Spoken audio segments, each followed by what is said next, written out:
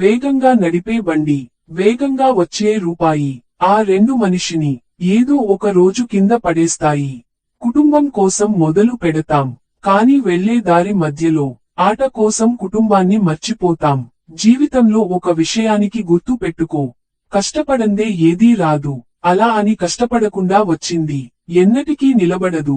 డబ్బులు ఎవరికీ ఊరికే రావు. ఈ వీడియో మీకు నచ్చితే లైక్ చేయండి, షేర్ చేయండి, సబ్స్క్రైబ్ చేయండి. ఈ వీడియో చాలా కష్టపడి చేస్తున్నా, దయచేసి లైక్ చేసి, షేర్ చేసి, సబ్స్క్రైబ్ చేసి హెల్ప్ చేయండి.